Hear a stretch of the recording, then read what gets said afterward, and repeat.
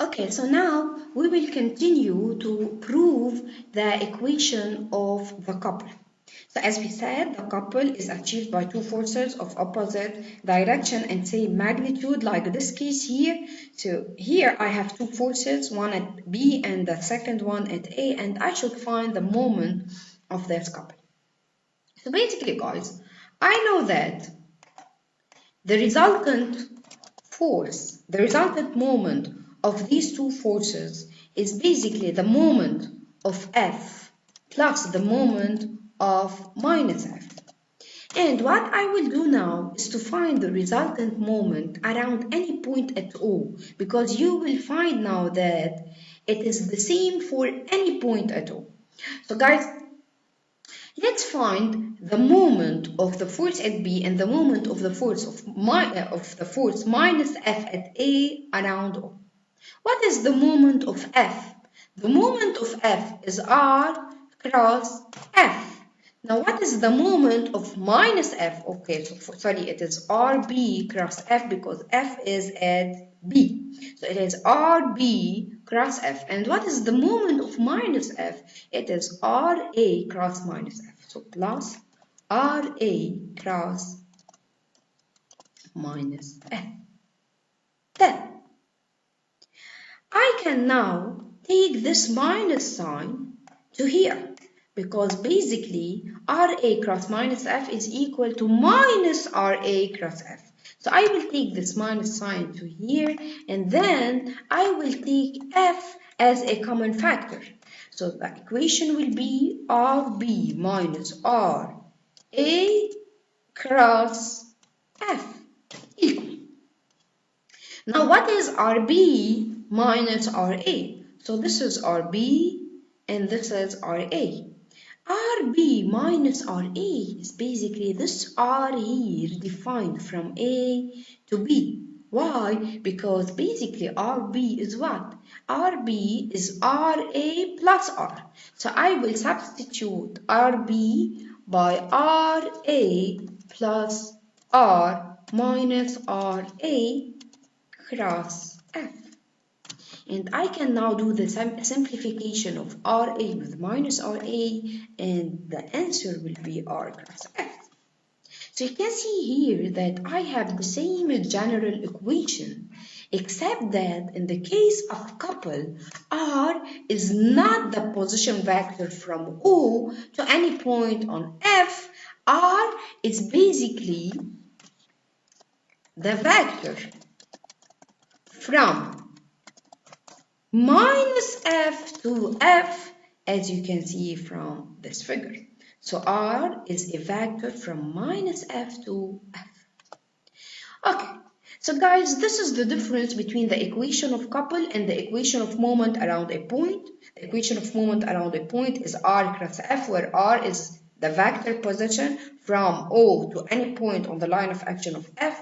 Now for the couple, R is the vector position from minus F to F.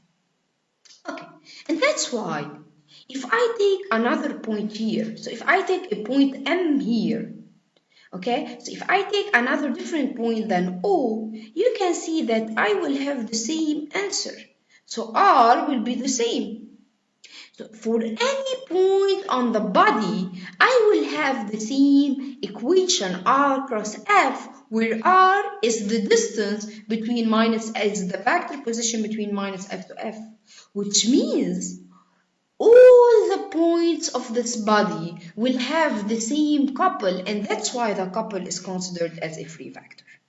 So it doesn't matter where is this point. What matters is that this couple is the same for all the points on this body. So I can say that this couple is a free vector, and this is also the difference between a couple and a moment. So I will write here the difference between couple and moment around a point. So remember, the couple is also a moment. It is a special case, but it is not around a point. Okay, so basically, of course, the couple is the moment of two forces, two opposite equal forces, while the moment of one force is of course for only one force, the couple is equal to R cross F, where R is not from O to the line of action of F, as for the moment it is from minus F to F. And the third difference is that the couple is a free vector, which means it is the same for any point on this body.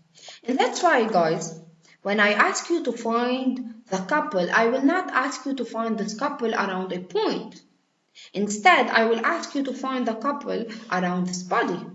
I can ask you to find a couple around a point, but this is useless because this couple will be the same for any point on this body. So meaning I will ask you to find the couple around this body. So the couple moment around this body.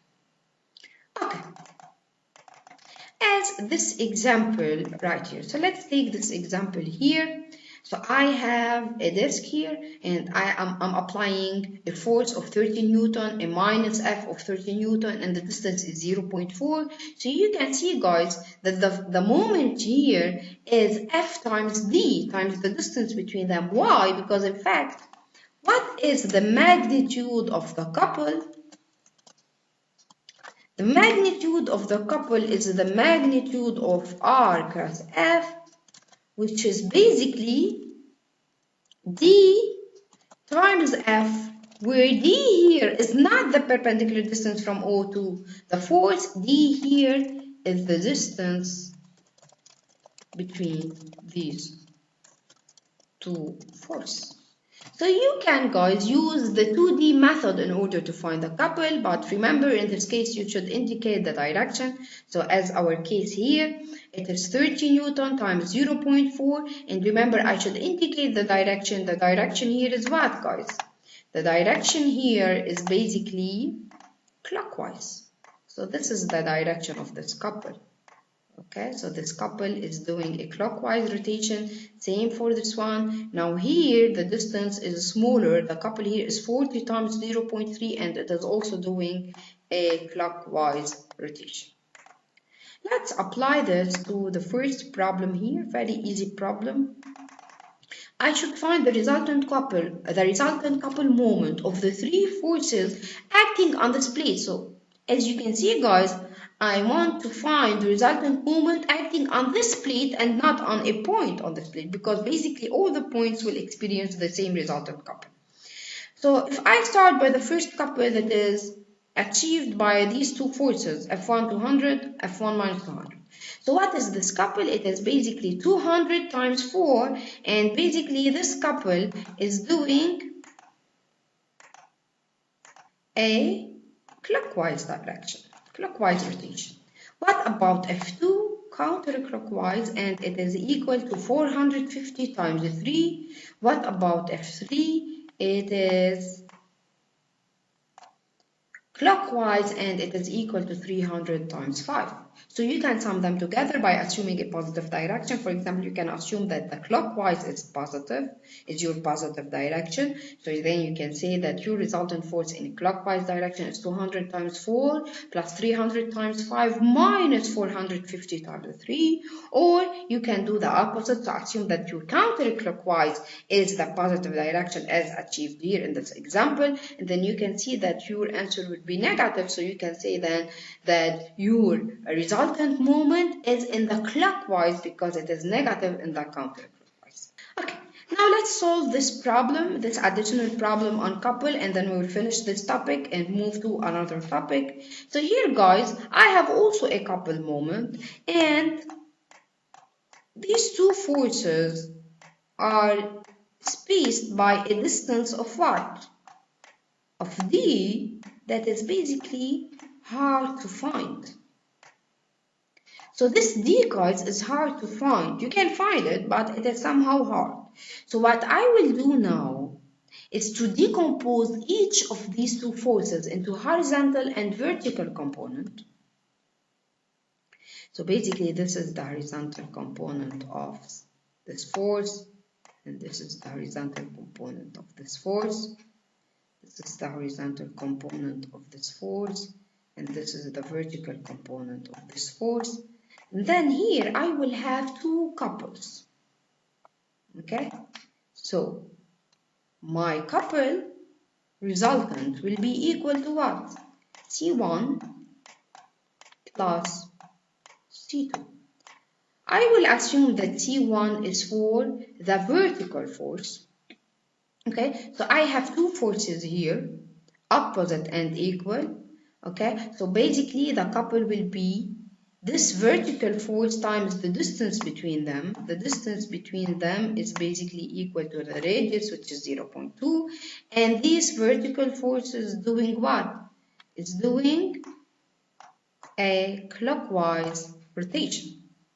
Okay, so I will assume that the counterclockwise is positive. And then the first couple done by the vertical forces is negative. So it is equal to 600 sine 30 radius 0.2. Now the second couple is what? Is for the horizontal forces that are doing a counterclockwise rotation, and basically it is equal to what? Plus 600 cosine 30 times 0.2. So this is the resultant couple, and I can see that this resultant couple is equal to 43.9 in counterclockwise direction.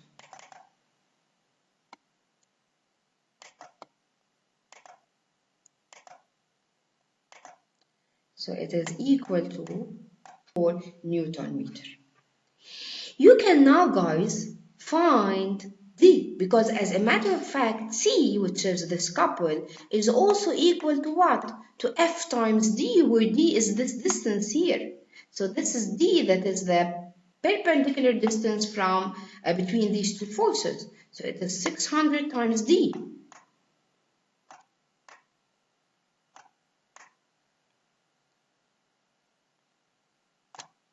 So basically 600 times D is equal to 44, implying that D is equal to 44 over 600. Okay, so guys, this is the solution of this problem. You can also solve this problem by your own and then compare the results. Thank you.